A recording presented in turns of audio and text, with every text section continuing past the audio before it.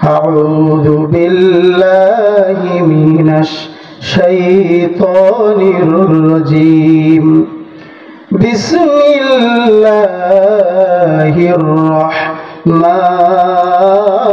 الرحيم وذكر فإن الذكرى تنفع المؤمنين صدق الله العظيم। সম্মানিত উপস্থিতি, আল্লাহ রাব্বুল আলামিন বলতেছেন ওয়াযাক্কির ফাইন্নায যিকরা তানফাউল মুমিনিন। তিনি তার নবীকে বলতেছেন যে আপনি মুমিনদেরকে নসিহত করতে থাকুন। কেন? কারণ নসিহত করলে মুমিনের উপকার হয়। কি হয়? উপকার হয়। আপনি মুমিনদেরকে ওয়াজ করতে থাকুন, কারণ ওয়াজ করলে মুমিনের উপকার হয়। কথা বলবেন। আজকে এই আয়োজন করা হয়েছে কিসের বলেন তো? ওয়াজের, নসিহতের ব্যবস্থা করা হয়েছে। কারণ নসিহত করলে উপকার হয় মুমিনের। এই কথা আমার না আল্লাহর? কার কথা? আল্লাহর কথা। কোন সময় কোন নসিহত কোন ওয়াজ কার কাজে লাগে এই কথা বলার ক্ষমতা কারোর। কোন সময় কোন কথা আমার আপনার হেদায়েতের জন্য জারিয়া হবে এটা আল্লাহ রাব্বুল আলামিনই ভালো জানেন। কোন কথায় আমার জীবনটা পরিবর্তন হয়ে যাবে, আমি ওলি হয়ে যাব, আল্লাহর প্রিয় বান্দা হয়ে যাব, এটা আমি জানি না। মিডল ইস্টের বড় আলেম, নাম হলো আব্দুল্লাহ বিন মুবারক রহমাতুল্লাহি আলাইহি। জগৎ বিখ্যাত বুজুর্গ ছিলেন। তিনি যুবক অবস্থায় একটা মেয়ের আশেক হয়ে গেছে। কি হয়ে গেছে? আশেক, দিওয়ানা হয়ে গেছে একটা মেয়ের প্রতি। দেখেই তাকে পছন্দ করে ফেলছে। কারণ রাস্তায় যখন দেখা হয়েছে মেয়ের পিছু করছে। মেয়েও বুঝতে পারছে যে যুবক ছেলেটা আমাকে ফলো করতেছে, আমার পিছে পিছে আসতেছে। তো কিছু দূরে যাওয়ার পর বলতেছেন যে অনেকক্ষণ ধরে লক্ষ্য করলাম তুমি আমার পিছনে ঘুরতেছো, কি ব্যাপার, তুমি কি আমারে পছন্দ করো? তো আব্দুল্লাহ বিন মুবারক বলতেছে হ্যাঁ আমি পছন্দ করি। যুবতী মেয়ে বলল তুমি আমাকে পছন্দ করো ভালো কথা, তবে তুমি আগামীকাল আমার সাথে দুপুর বেলা দেখা করবা। আব্দুল্লাহ বিন মুবারক মহা খুশি, কারণ যাকে ভালোবাসে যাকে পছন্দ করে সে আশেক তাকে বলেছে আমার সাথে দেখা করবা, মাশউক তাকে বলেছে আমার সাথে দেখা করবা। আব্দুল্লাহ বিন মুবারক খুশি হয়ে গেছেন, মনের ভিতরে খুশির একটা ঢল উঠলো। পরের দিন সকালবেলা দুপুর হবার আগে আব্দুল্লাহ বিন মুবারক দেখানো স্থানে গিয়ে হাজির। এখন হাজির যে হয়েছে, যুবতী মেয়ে আর হাজির হয় নাই। দুপুর গড়িয়ে যায়, বিকাল গড়িয়ে সন্ধ্যা, সন্ধ্যাও গড়িয়ে যায়, এইদিকে যুবতী মেয়ে আর আসে না। রাত পার হয়ে গেল। পরের দিন দুপুর বেলা আব্দুল্লাহ বিন মুবারক ওখানে ঘুমিয়ে আছেন। আব্দুল্লাহ বিন মুবারক রহমাতুল্লাহি আলাইহির পরিচিত একজন লোক, সে বলতেছে তোমাকে তো চিনা চিনা লাগে, তুমি আমার পরিচিত ভাই, কি ব্যাপার তুমি এখানে কেন পড়ে আছো পাগলের মতো? আব্দুল্লাহ বিন মুবারক বললেন আমি এইখানে একটা মেয়ের জন্য অপেক্ষা করতেছি, সে আমাকে কথা দিয়েছে আমার সাথে এখানে দেখা করবে। গতকাল দেখা করার কথা ছিল, কিন্তু আমার সাথে দেখা করে নাই, আসে নাই, আমি তার অপেক্ষায় এখানেই পড়ে আছি। তখন লোকটি তাকে বলল ও বোকা, তুমি যে একটা রাত তার জন্য পার করে দিয়েছো, এমন একটা রাত যদি আমার আল্লাহর জন্য দিয়ে দিতা, আমার আল্লাহ তোমার বন্ধু হয়ে যেত। সুবহানাল্লাহ বলবেন না? আব্দুল্লাহ বিন মুবারকের অন্তরে এই কথাটা কেটে গেছে। তিনি মনে মনে চিন্তা করলেন হ্যাঁ, একটা মেয়ের জন্য আমি রাত অতিবাহিত করে দিয়েছি, এমন একটা রাত যদি আমি আমার আল্লাহর জন্য দিতাম, আল্লাহ আমার বন্ধু হয়ে যেত। ওই যুবক লোকটা একটা ওয়াজ করেছে, আল্লাহর জন্য একটা রাত দাও। এই জন্য কোন কথায় কার হেদায়েত হয় এই কথা আমার আপনার ভিতরে নাই, একমাত্র আল্লাহ রাব্বুল আলামিনই ভালো জানে, ঠিক না?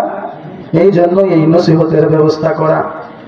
এখন আসেন আব্দুল্লাহ বিন মুবারক কেমন বুজুর্গ হয়েছে। ওই যে ওয়াজ করে দিল একটা রাত যদি তুমি আল্লাহর জন্য দাও তাহলে তুমি আল্লাহর বন্ধু হয়ে যেতা, আল্লাহ তোমার ধোঁকা দিত না। আব্দুল্লাহ বিন মুবারক কেমন ওলি হয়েছেন। হাদিস শরীফ যারা পড়ে, হাদিস যারা পড়ায়, অধিকাংশ হাদিসের মধ্যেই আব্দুল্লাহ বিন মুবারক রাহমাতুল্লাহি আলাইহির নাম পাওয়া যায়। সুবহানাল্লাহ বলেন। এত বড় বুজুর্গ হয়েছে যে অসংখ্য হাদিস তার থেকে বর্ণনা পাওয়া যায়। আল্লাহর প্রিয় হয়ে গেছেন, আল্লাহর বন্ধু হয়ে গেছেন। আমাদের আল্লাহর বন্ধু হইতে মনে চাই কি চাই না? চাই না? আল্লাহর বন্ধু হইতে মনে চায়, আল্লাহর প্রিয় হইতে মনে চায়। আল্লাহর প্রিয় যে হবে, আল্লাহ যার প্রিয় হবে, পুরা কায়নাত পুরা পৃথিবী তার প্রিয় হয়ে যাবে, ঠিক না? আল্লাহ যদি কাউকে ভালোবাসে পুরা পৃথিবী তাকে ভালোবাসবে। কারণ এই জগৎ হলো আল্লাহর, সমস্ত সৃষ্টি হলো আল্লাহর, সমস্ত মাখলুক হলো আল্লাহর, সব কিছু তৈরি করেছেন হলো আল্লাহ। সুতরাং আল্লাহ যার, এই দুনিয়াও হয়ে যাবে তার, ঠিক না? আল্লাহ যদি কোনো বান্দা বান্দিকে ভালোবাসেন, আসমানের ফেরেশতাদেরকে এলান করে দেয়, আসমানের ফেরেশতারা আমি আমার অমুক বান্দাকে ভালোবাসি, তোমরাও ভালোবাসো। আসমানের ফেরেশতাগুলি অন্যান্য ফেরেশতাদের কাছে এলান করে দেয় আল্লাহ ওই বান্দাকে ভালোবাসে। আসমানের সমস্ত ফেরেশতারা আমরাও তাকে ভালোবাসি, তোমরাও তাকে ভালোবাসো।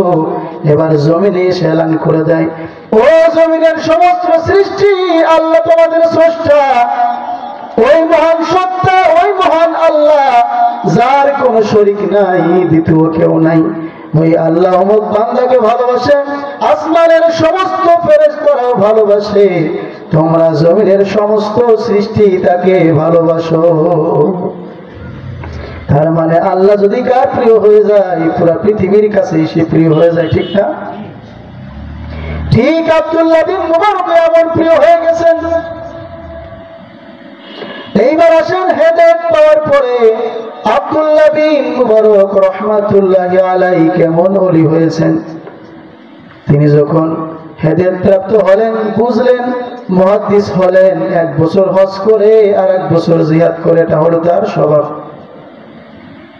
তিনি একটা নিয়ম করে নিয়েছে যে আমি 1 বছর হজ করব আর 1 বছর করব জিহাদ। 1 বছর কিসের জন্য? জিহাদের জন্য, আর 1 বছর হজের জন্য। তিনি এই একটা ফাইসালা করে নিয়েছেন, তার জীবনে সাজায়া নিয়েছেন। তো 1 বছর ছিল তার হজের বছর, তিনি হজ করবেন। তো হজ করার জন্য আপনার রওনা করেছে সাথী ভাইদের সাথে।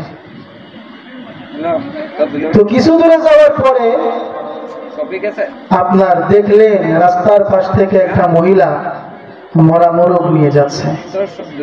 তাকে দাঁড় করালেন, ডাকলেন যে ও মা, তুমি এই মরা মোরগ দিয়ে কি করবা?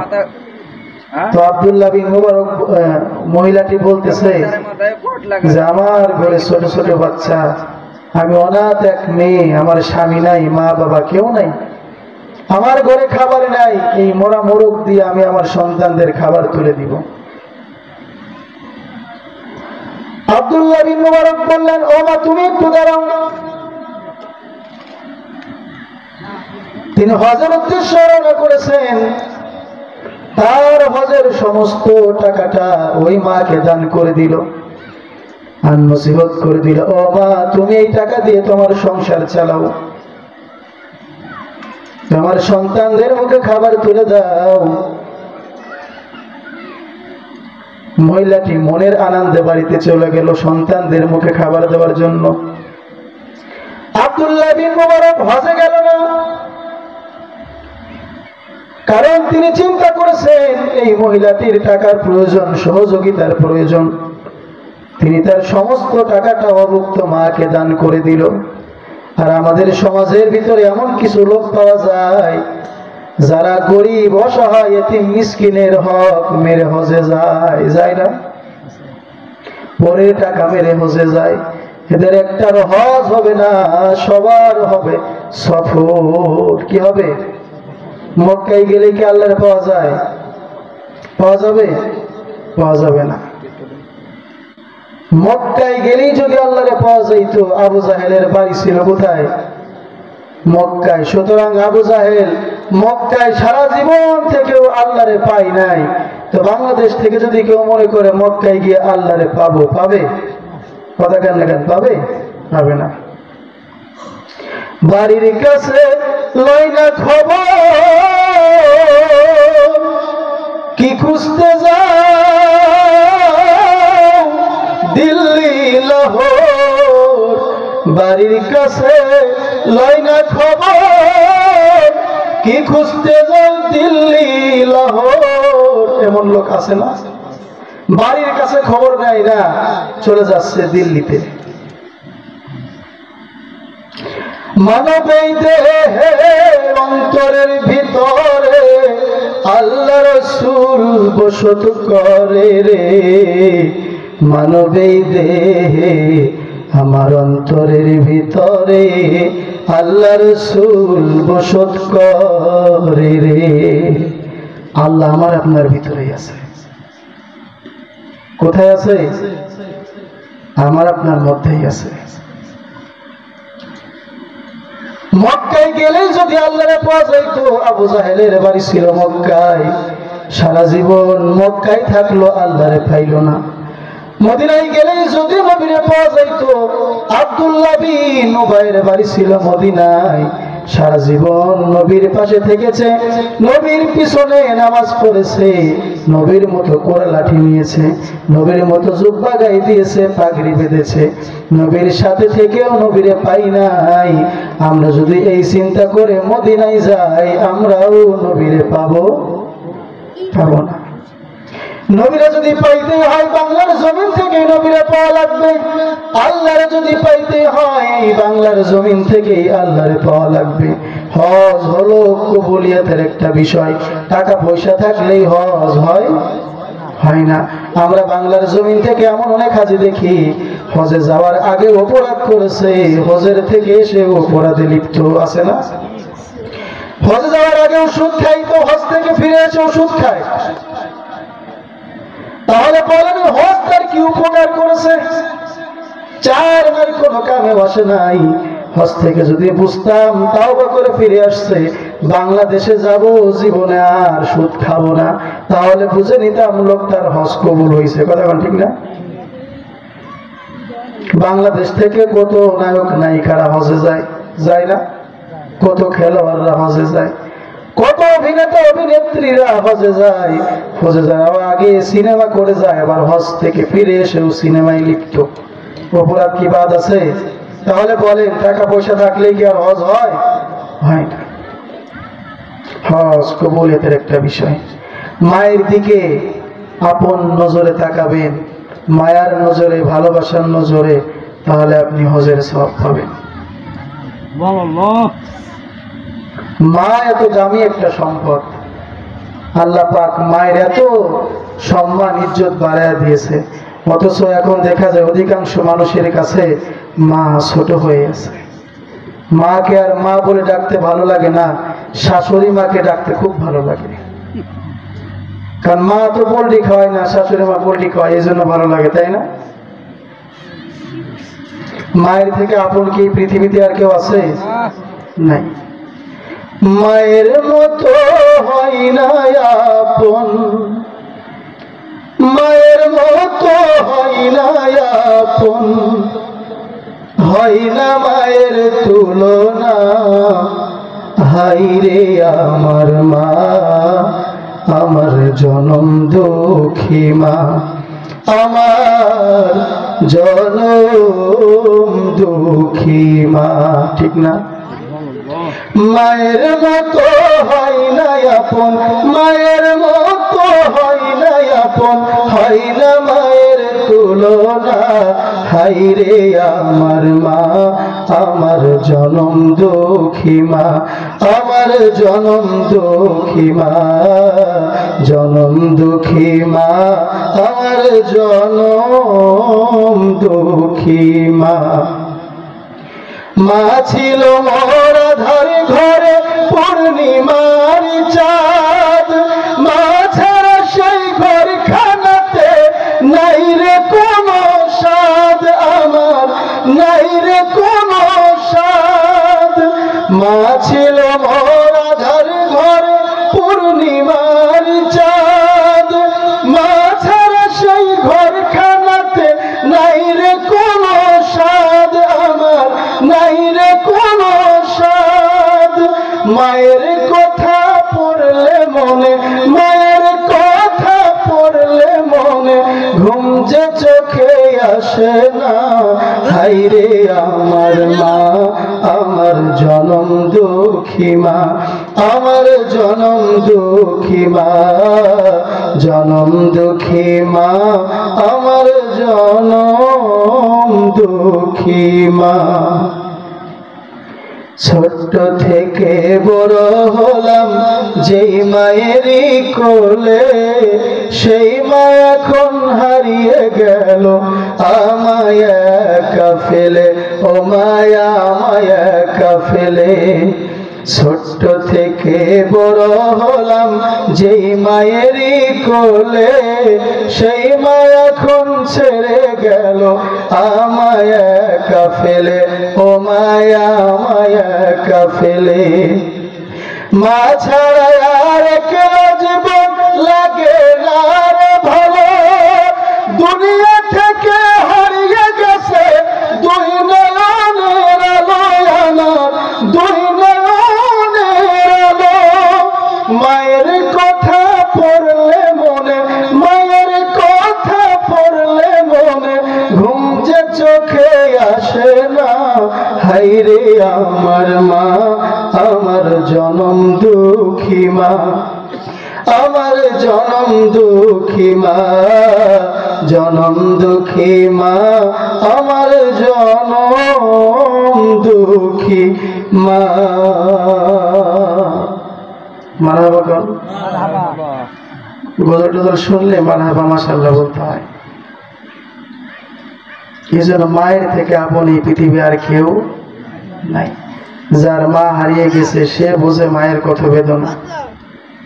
মা ডাকার ভিতরে যে কত স্বাদ, এই স্বাদ যার মা নাই সে বোঝে, যার আছে না হারানো পর্যন্ত বুঝবে না।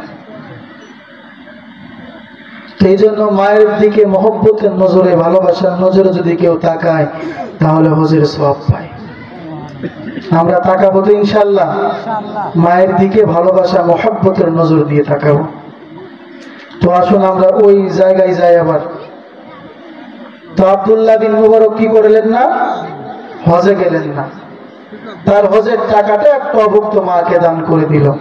এখন আমরা দেখে আসি তার হজ আল্লাহর দরবারে কবুল হয়েছে কি হয়নি, দেখা দরকার না? আব্দুল্লাহ বিন মুবারক হজে না গিয়ে তার সমস্ত টাকাটা নারীকে দান করে দিল। এদিকে সাথী ভাইরা হজের থেকে ফিরে আসছে, এসে বলতেছেন আব্দুল্লাহ বিন মুবারক, তুমি তো হজে যাও নাই, তোমার হজের টাকাটা একটা অভুক্ত নারীকে দান করে দিয়েছো, অথচ আমরা দেখতে পেলাম আমাদের আগেই তুমি সব হজের নিয়ম শেষ করেছো। আমরা যখন সাফা মারওয়া সাই করি আমাদের আগেই তুমি সাফা মারওয়া সাই করেছো। আমরা যখন শয়তানের পাথর মারি আমাদের আগেই তুমি শয়তানের পাথর মেরেছো।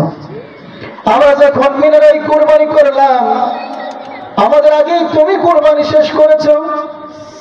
কি একটা মজার ব্যাপার, আব্দুল্লাহ বিন মুবারক কিন্তু হজে যায় নাই, এদিকে রাতের বেলায় ঘুমিয়ে আছেন তিনজন দীপ্তমান পুরুষ আব্দুল্লাহ বিন মুবারকের কাছে আসছে, এসে বলতেছেন আব্দুল্লাহ বিন মুবারক উঠো, তুমি কি আমাদেরকে চিনো?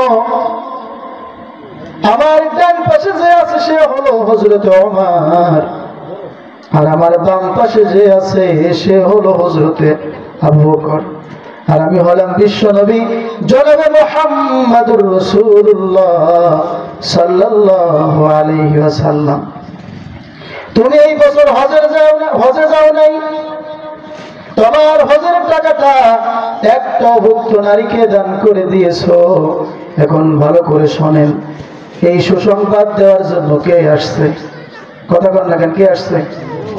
সুসংবাদ দেওয়ার জন্য স্বপ্নে আসছে নবী, সাথে নিয়ে আসছেন উমর রাদিয়াল্লাহু তাআলা আনহুকে, আরেকজন সাথে আবু বকরকে নিয়ে আসছেন। দেখেন, ওই যে নসিহতের কথা বললাম, একটা মেয়ের জন্য পাগল হয়ে গিয়েছিল। একটা নসিহত শোনার কারণে, আমলে আনার কারণে আব্দুল্লাহ বিন মুবারক এত বড় ওলি হয়েছে যে ওলিকে সুসংবাদ দেওয়ার জন্য স্বয়ং বিশ্ব নবীকে আল্লাহ পাঠিয়ে দেয়। সুবহানাল্লাহ, আস্তে বলবেন না, জোরে বলবেন। এত বড় ওলি হয়েছে, এখন বিশ্ব নবী এসে তাকে সুসংবাদ দেয়। তোমার হজের টাকাটা একটা অভুক্ত মাকে দান করে দিয়েছো। তুমি এই বছর হজ যাও নাই, তোমার হজ শুধু কবুল হয়েছে বিষয়টা এমন না, 100টা আকবরী হজের সওয়াব আল্লাহ পাক তোমার আমলনামায় দান করে দিয়েছে। সুবহানাল্লাহ। তো এই জন্য এই নসিহতের দরকার আছে না নাই? নসিহত অনেক উপকারী। নসিহত কেন করা হয়? কারণ আমরা মাঝে মধ্যে ভুলে যাই। কি যাই? আমাদের ভোলার একটা রোগ আছে, ভুলে যাই। এই নসিহতের মাধ্যমে আমাদের এগুলা মনে পড়ে যায়, ঈমান বেড়ে যায়। কারণ মানুষের ঈমান কমতে থাকে, বাড়তে থাকে। যখন কোরআনের আলোচনা করা হয়, কোরআনের কথা বলা হয়, তখন মুমিনের ঈমান বেড়ে যায়, ঠিক না? আবার ওই পরিবেশ থেকে যখন সে সরে যায়, তার ঈমান কমে যায়।